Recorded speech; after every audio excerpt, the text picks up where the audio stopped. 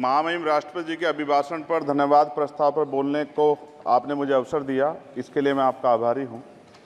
सभापति महोदय, सर्वप्रथम मैं बहुजन समाज में जन्मे सभी संतों, गुरुओं, महान पुरुषों को नमन करता हूं, जिनमें महात्मा ज्योतिबा फूले, डॉक्टर बाबा साहब अम्बेडकर और मान्यवर काशीराम साहब को मैं याद भी करता हूं आज के दिन पर। साथ साथ नगीना की महान जनता और भीम आर्मी और हमारी पार्टी आज़ाद समाज पार्टी काशीराम के साथियों का भी धन्यवाद करता हूं। इसके बाद अपने कुल गुरु जगत गुरु सदगुरु रविदास जी महाराज को भी मैं नमन करता हूं, जिन्होंने दुनिया को लगभग 600 साल पहले बेगमपुरा शहर के रूप में दुनिया का सबसे महान लोकतांत्रिक दर्शन दिया। अध्यक्ष महोदय, माननीय सभापति जी, 14 अगस्त 1947 को ये देश अंग्रेजों के अधीन था। 15 अगस्त 1947 को हम लोग आज़ाद हुए। 16 अगस्त 1947 को देश आज़ादी में था, लेकिन धन धरती राजपाट में बंटवारा नहीं हुआ। जो साधन संसाधन थे उनमें बंटवारा सही रूप से न होने के कारण एक बहुत बड़ी आबादी सुविधाओं से वंचित और सम्मान से वंचित रह गई। उनको सम्मान देने के लिए और अंतिम व्यक्ति तक सुविधाएं पहुंचे, इसके लिए लोकतंत्र की व्यवस्था हुई।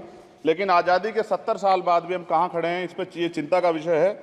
मैं मानता हूं कि सामाजिक न्याय तभी होगा माननीय सभापति जी, जब जातीय जनगणना पूरी होगी और जातीय जनगणना कराई जाएगी और साथ साथ संख्या के आधार पर आरक्षण जो है वंचित वर्गों का बढ़ाया जाएगा।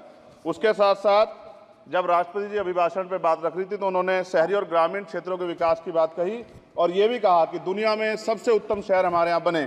लेकिन माननीय सभापति जी, 70% आबादी तो गांव में निवास करती है, तो गांव की आबादी के बारे में भी सोचना होगा कि उनका जीवन कैसे बदले। माननीय सभापति जी, उच्च शैक्षणिक संस्थानों में बहुजन समाज के जो छात्र हैं उनके साथ कास्ट एट्रोसिटी हो रही है, निरंतर उनकी हत्या हो रही है।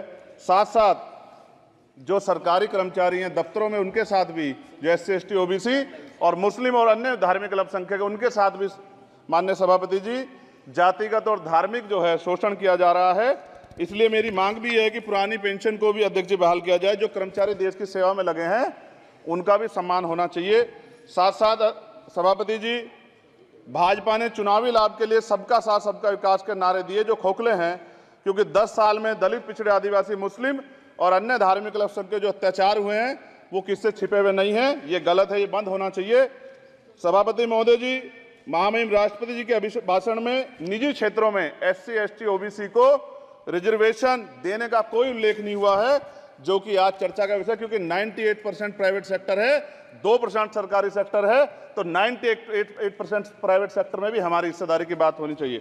माननीय सभापति जी, आशा कार्यकर्ताओं, आंगनबाड़ी वर्करों, भोजन माताओं के वेतन वृद्धि पे भी कोई उल्लेख नहीं हुआ है, वो भी अभी नंगे, उन पर भी सोचना पड़ेगा। माननीय सभापति जी, जिस क्षेत्र से मैं चुन के आऊँ नगीना से, वो बहुत पिछड़ा क्षेत्र है। उस क्षेत्र में कोई विशेष आर्थिक पैकेज नहीं दिया गया, रोजगार की सेवाएं नहीं है, नौजवान पलायन करता है। IIT, IIM, एम्स, केंद्रीय विद्यालय आदि शिक्षा में और चिकित्सा संस्थानों की स्थापना होनी चाहिए, जो कि नहीं है। और माननीय सभापति जी, मानसून सत्र आ गया है, मेरा क्षेत्र बाढ़ से बहुत प्रभावित है, इसलिए मैं आपसे आग्रह करूंगा कि वहां के लोगों को बाढ़ से निजात दिलाई जाए। माननीय सभापति जी, चीन हमें आंख दिखा रहा है और लगातार हमारे देश की सीमाओं में घुसपैठ कर रहा है, इसलिए अग्निवीर योजना को हटाकर पुनः सेना भर्ती शुरू की जाए और साथ साथ भारत की सबसे प्राचीन व बहादुर रेजिमेंट में से एक चमार रेजिमेंट को पुनः बहाल करा जाए, ऐसा भी मेरा आपसे आग्रह है। माननीय सभापति जी, पिछले सारे प्रधानमंत्रियों ने मिलकर जितना कर्ज लिया है उससे दुगना कर्ज हमारे वर्तमान के प्रधानमंत्री जी ने लिया है। किसान अगर अपना कर्ज माफ कराने के लिए जाता है तो लाठी झेलनी पड़ती है, जबकि सरकार ने धन्ना सेठों का 15 लाख करोड़ रुपए माफ किया है। इस ओर हमें ध्यान देना पड़ेगा, हमारी आने वाली पीढ़ियों को ये कर्ज चुकाना पड़ेगा। माननीय सभापति महोदय जी, किसानों को MSP की लीगल गारंटी तथा किसानों का कर्ज माफ होना चाहिए। साथ साथ 2 अप्रैल 2018 को SC ST के बच्चों पे बहुत बड़े पैमाने पे मुकदमे लगे थे, वो हमारी लड़ाई सही थी, ये सुप्रीम कोर्ट ने माना और बाद में सरकार ने माना, वो मुकदमे तुरंत वापस होने चाहिए। माननीय सभापति जी, प्रेस जो है उस पर भी शिकंजा कसा जा रहा है। जो पत्रकार सरकार के खिलाफ बोलता है नौकरी से हाथ धोना पड़ता है, और सोशल मीडिया हमारा हथियार है, उस पर तरह तरह के प्रतिबंध लगाए जा रहे हैं और विरोध करने वालों को सोशल मीडिया हैंडल भी सस्पेंड करा दिए जा रहे हैं। साथ साथ सभापति जी, पेपर लीक और परीक्षाओं के कैंसिल होने से देश के नौजवानों का भविष्य खतरे में है। नीट, यूपी सिपाही भर्ती सभापति जी और 69,000 शिक्षक भर्ती में आरक्षण घोटाला हुआ है, कोई पूछने वाला नहीं, खून के आंसू रो रहे हैं बच्चे, बेरोजगारी का दंश युवा झेल रहे हैं।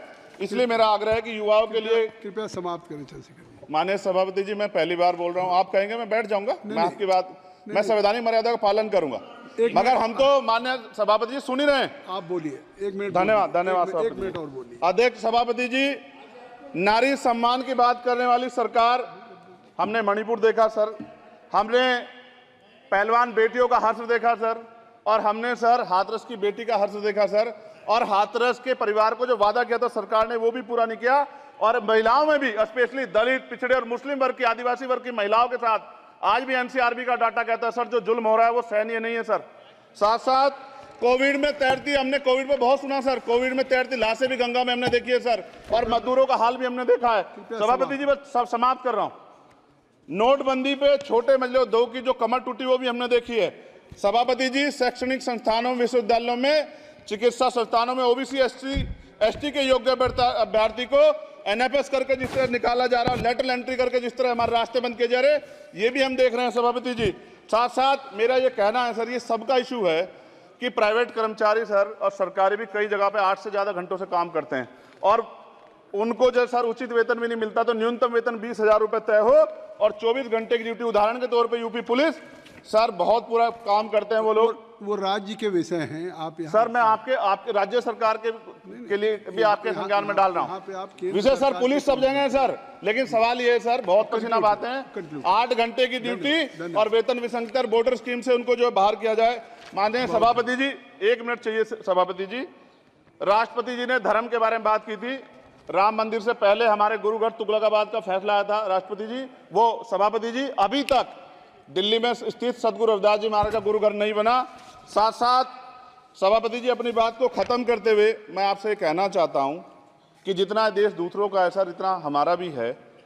हम मरने के लिए पैदा नहीं हुए, जो चाहता है हमारी हत्या कर देता है। मूछें रखने पे, घोड़ी पे बैठने पे, मटकी छूने पे हमारी हत्या हो रही है। क्या बदला है सर 70 साल बाद भी?